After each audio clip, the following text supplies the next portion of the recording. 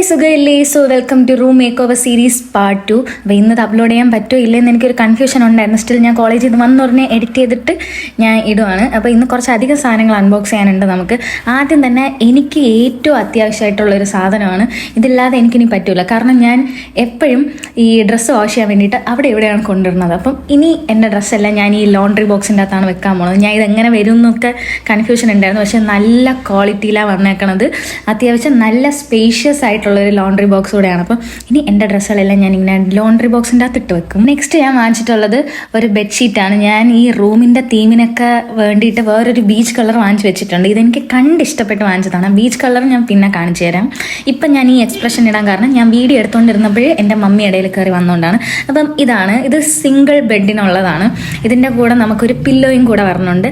നല്ല ഭംഗിയുള്ള ഒരു ബെഡ്ഷീറ്റ് സെറ്റാണ്. ആൻഡ് നെക്സ്റ്റ് ഞാൻ വാങ്ങിച്ചത്, ഇപ്പം എല്ലാവരുടെ വീട്ടിലും ബെഡിൻ്റെ താഴെ ഞാനൊരു ഫ്ലോർ മാറ്റ് കാണും, എവിടെ പോയാലും കാണും. അപ്പോഴത്തേനും ഞാൻ ഇങ്ങനെ മീഷോയിൽ ഇങ്ങനെ തപ്പി ഇരുന്നപ്പോഴത്തേനും ഒരു ബീച്ച് കളറ് ഫ്ലോർ മാറ്റ് കിട്ടി. എൻ്റെ ചെവറിൻ്റെ കളറിന് മാച്ചായിട്ടുള്ള ടൈപ്പാണ്.